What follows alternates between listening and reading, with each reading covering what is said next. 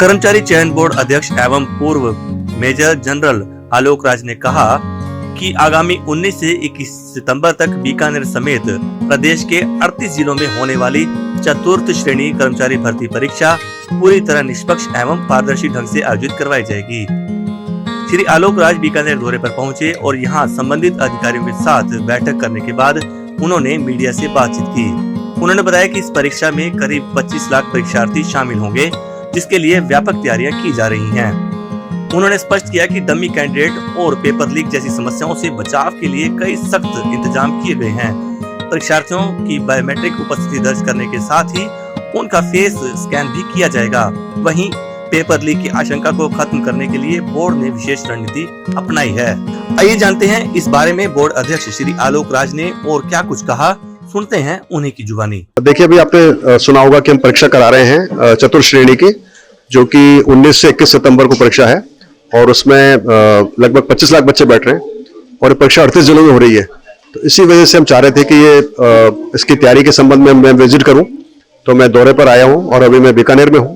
कल मैं सीकर में था और बेसिकली एक रिव्यू मीटिंग थी जहां जानकारी ले रहे थे कि तैयारी हमारी कैसी है, कोई कमियां तो नहीं है, कोई मिसअंडरस्टैंडिंग तो नहीं है, कोई परसेप्शन में कोई दिक्कत तो नहीं है।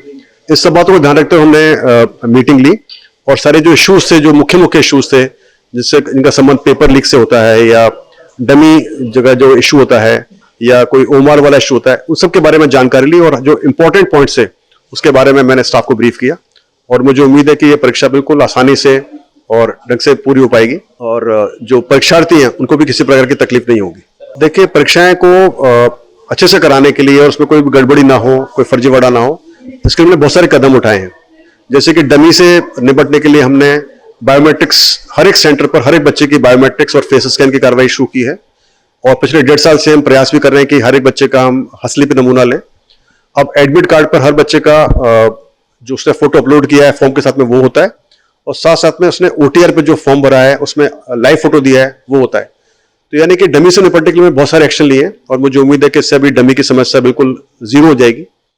पेपर लीक से निपटने के लिए हमने बहुत सारे प्रयास किए हैं, अलग अलग प्रिंटिंग प्रेस से अलग अलग सेट्स बनवाना, मल्टीपल सेट्स बनवाना और कौन सा सेट किस परीक्षा के शिफ्ट में आएगा ये लास्ट मिनट तक हमने सरप्राइज रखना। इसके अलावा परीक्षा केंद्र को परीक्षा स्टार्ट के 1 घंटे पहले बंद कर देना, जो सारे के सारी जो कार्रवाई हो रही है उसको पूरा वीडियोग्राफी में बंद करना, CCTV लगाना परीक्षा केंद्र के ऊपर, परीक्षा कक्षों में CCTV लगाना। तो बहुत सारे हमने ऐसे स्टेप्स लिए हैं जैसे कि नकल के ऊपर, डमी के ऊपर और पेपर लीक के ऊपर काबू पाया जा सके। मेहंदी यदि बच्चे लगाते तो उनको समझना चाहिए कि भाई वो उनका बायोमेट्रिक्स होगा तो वो मेहंदी से बायोमेट्रिक्स के अंदर बाधा आएगी, तो उनका प्रयास होना चाहिए कि मेहंदी ना लगाएं। उसके बावजूद भी कोई बच्चा लगाकर आ जाता है तो हम उसके फेस स्कैन कर लेते हैं, उसकी जो दूसरी उंगली उसको हम स्कैन ले लेते हैं।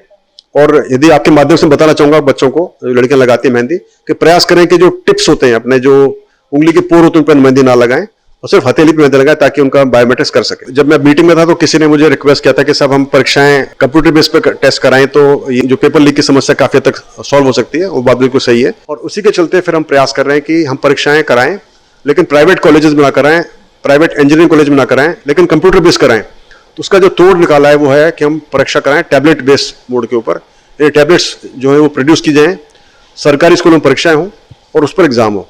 उसके ऊपर भी एक्सपेरिमेंट चल रहा है। हम प्रयास कर रहे हैं IIT कानपुर और IIT मद्रास की मदद से कि वहाँ पर ये हम जो एक टैबलेट पर जब परीक्षा कराएंगे तो क्या वो सेफ रहेगी, उसमें क्या क्या सेफ गार्ड करने पड़ेंगे, खासकर जब परीक्षा केंद्र के ऊपर सर्वर से परीक्षा टैबलेट के ऊपर जब लोड की जा रही है परीक्षा पत्र को, उस समय पर क्या वो लीक हो सकता है या लीक ना हो, उसके लिए क्या क्या उसमें चेक्स बैलेंसेज हो, उस पर अभी परीक्षण चल रहा है और मुझे उम्मीद है कि ये परीक्षण सफल होगा। बीच में परीक्षण हुआ था वो सफल नहीं हुआ था, उसमें कुछ कमियां रह गई थी, अभी भी चल रहा है और मुझे उम्मीद है कि परीक्षण सफल होगा। सफल होने के बाद फिर हम ये परीक्षाओं को जो साइज है बढ़ा देंगे, पहले 5,000, 10,000, फिर 20,000 ऐसे प्रयास करेंगे जितना हो सके ज़्यादा परीक्षा केंद्रों पर ये हम टैबलेट पर परीक्षा करा सकें। तो ये एक बहुत ही फुल प्रूफ सिस्टम है जिससे कि पेपर लीक नहीं होगा।